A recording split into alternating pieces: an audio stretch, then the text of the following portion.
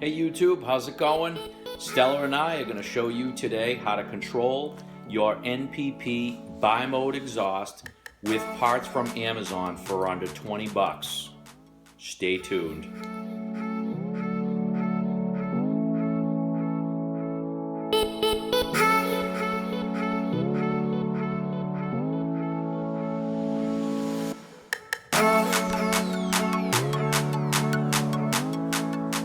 We're going to be using the same parts, and I'm going to be purchasing them on Amazon, and I'll give you links in the description that manufacturers of those mild to wild switches are actually using and charging you at least 3 times what they're paying for those parts, and they're probably actually getting them cheaper than I can on Amazon. Before doing this mod, I basically just ran my NPP with the valve open 100% of the time because it really isn't too loud, and I think it's one of the best exhausts. I think it sounds far better than almost every aftermarket exhaust I've heard on an LS3 Corvette, simply with that valve open. You accomplish that by just pulling the fuse that you'll actually see in one part of this video. So you can actually do that. And the reason I now want to control the NPP to be able to turn my exhaust down a little bit is because I'm in the middle of another modification. I'm putting headers on, and at the same time I'm going to be removing the catalytic converters. So I know the car is going to get much louder, so I want to be able to control it and turn it down, basically, you know, maybe when I'm driving in my neighborhood, starting it early in the morning, or God forbid get pulled over. So let me show you real quick the items that you'll need to purchase ahead of time. Some of you might be able to get this stuff locally, actually, if you have a Radio Shack. But this the two main items that you'll get on Amazon, I'll put links in the description. And if you end up purchasing them, use my links, because I actually have an Amazon Associates account that gives me a teeny little commission every time someone clicks on the thing. So I'd appreciate that, and it helps support these videos. Thank you. The first item, and definitely the most important to this whole process, is this 12-volt DC remote relay kit. And when you unbox this thing, you will soon realize that this is the exact thing that most of the mild to wild manufacturers are actually using, this prefab kit, and then they start to splice things together, because you can see right away these remotes match just about what everybody is getting with their mild to wild. So basically there is the control box there, and all your wiring, and all we actually have to do is crimp on the connectors that are going to be necessary to get this to mount in the car in the location that we need it. The second item is actually a ATM Fuse. The ATM is the type of fuse, so you get, that's very important. This is what an ATM fuse looks like, and these are the fuses that the Corvette uses. That's really it. The remaining items are items that I already had in a kit that I purchased at my local auto parts store. We have an Advanced Auto around here, and I've had this stripper for a while, and it comes with a variety of connections, and it ended up having exactly what I need. Basically a 22 to 18 gauge loop crimp-on connector that'll be used for the ground. And then we have a male flat crimp-on connector for 22 to 28. This one here, you can see, I'll show it up close. I've used diagonal cutters. Actually, I've used it. This is usually used for like pulling nails in construction and stuff like that, but very similar. You can use diagonal cutters as well to take the normally a little bit too wide to fit in the fuse slot. So I've just basically snipped down half of that so that you'll be able to use that, and you'll see why in just a moment. So you strip back a little bit of insulation on every wire except the blue wire. The blue wire is your antenna only, so that's just going to be positioned in the car in order to receive the signal from the remotes. Take the two blacks and we're going to actually twist them together. While I'm doing this too, I can mention too that as some of you guys are probably comfortable with soldering, so you can actually solder up these connections to make them a little bit stronger. For the purpose of this video, I'm just trying to keep it simple for guys that don't want to do that. So I've twisted the pairs together and probably got probably a ½ inch of exposed wire there, and you can see it just sticks out just a teeny little bit. And then I'm going ahead and take my crimpers, and then with the top section there, I'm going to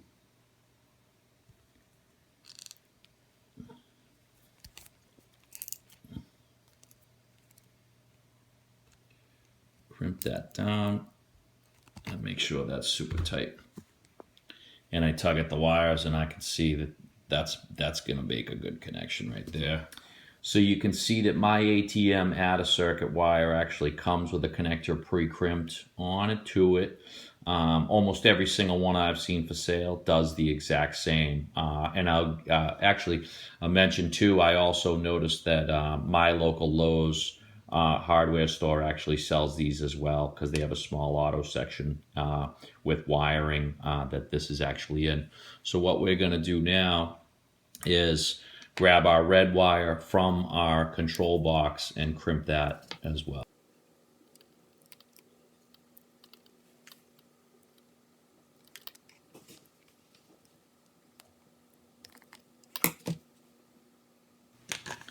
Now the last of our crimp connections, we're going to take our white wire and our flat male connector that we've cut in half. You may not have to. You may find the exact width you need that's actually going to fit into one of the fuse holder slots.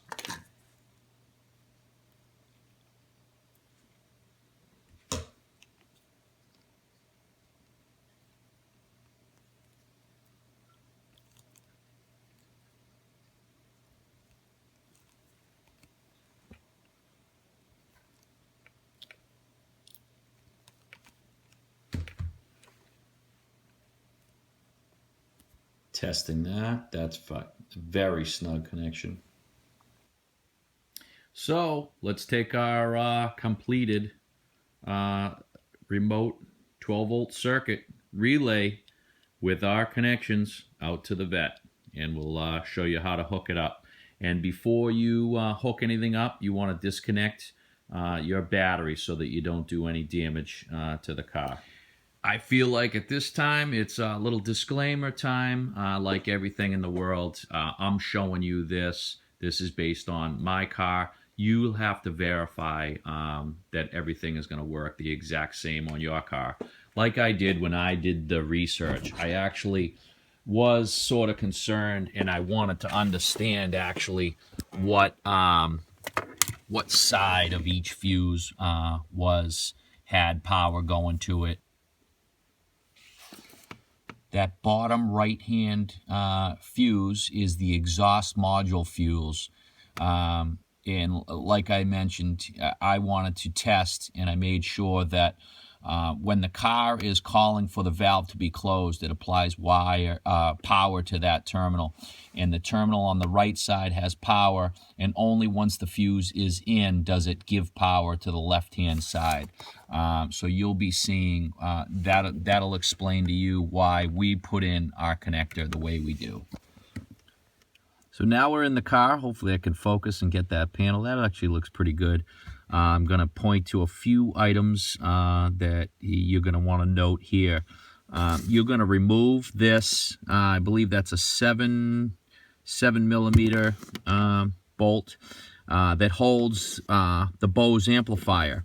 And what it is, that actually screws into plastic, but obviously the frame that the Bose amplifier is grounded. So if we use that as a grounding terminal, that'll essentially ground our module. This bottom 10 amp fuse is the exhaust module fuse. That's the fuse that we'll be pulling and inserting our module into. Very convenient, and most cars do. At the fuse panel, there's usually a fuse puller set aside so that you can easily change fuses. So we're going to pull that. We're going to put it on that 10 amp fuse, and we are going to pull that fuse. Now, and essentially, I just modified the car so that the NPP will be open 100% of the time. So if you simply don't want to do the remote control, that's all you would have to do to leave your NPP, your bi-mode exhaust valve, open 100% of the time. Like I mentioned before, that's actually how I've run my car 100% of the time up to this point. So what we're going to do now is we are going to take the 10 amp fuse that we just pulled, and we're going to insert it into the top. Let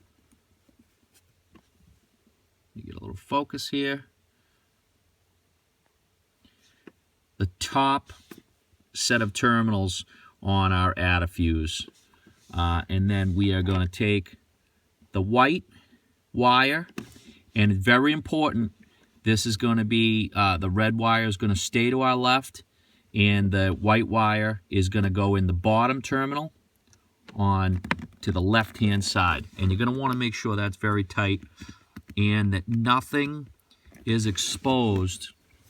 And now, one thing I just want to do, and I want to show you, is that these ATM fuses have two, the top terminal for testing the fuse is actually exposed slightly. So what I'm going to do, because the Atm circuit, you'll see in a second, actually fits in here, and then actually, you know, it sits above these other fuses, I'm going to cut a square of electrical tape and just cover those up just for safety's sake.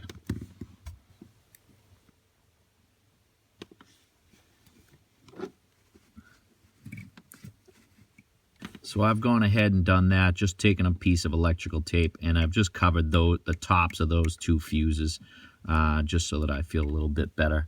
Now we can take, and you'll want to bend the white wire slightly, so that, and you'll see why in a second, so that when it comes out, it'll turn to the left, and we're going to insert that. Now go ahead and remove, I've already partially removed the bolt that holds in the bottom right-hand side of the amplifier. Take my my ground connection that we previously made and screw that onto the terminal there.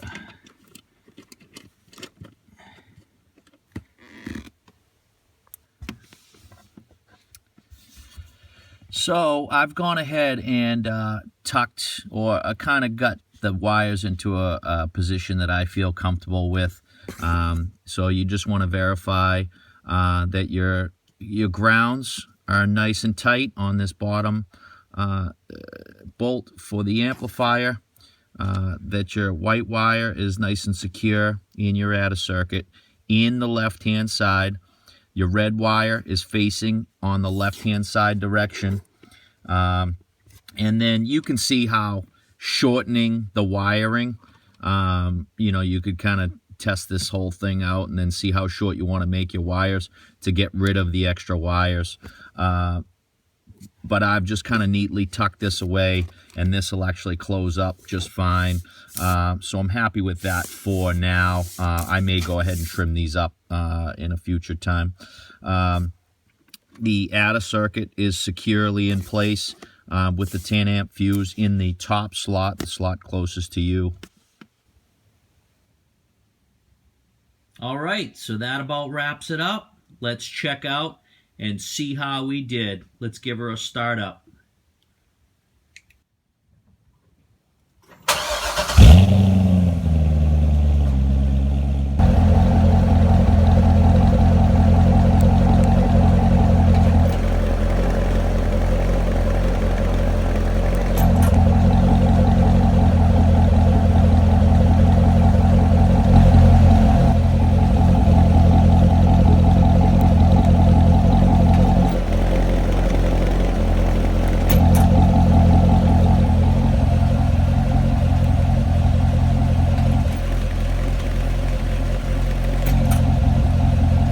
guys, as always, thanks for watching. If you like this video, hit like, and if you want to see more of the Vet, more of a little bit of Stella, go ahead and subscribe and check out some of my other stuff. I got plenty of other videos out there. This one got a little bit longer than I had intended, so the last thing I wanted to do was show you how to program the home link buttons on the visor to take the place of the NPP remote. So check out, I'll have a short little video follow up to this, just doing that. And that's it. Over and out. Take it easy, guys. Good girl, Stella, for helping Daddy make a video. Here you go.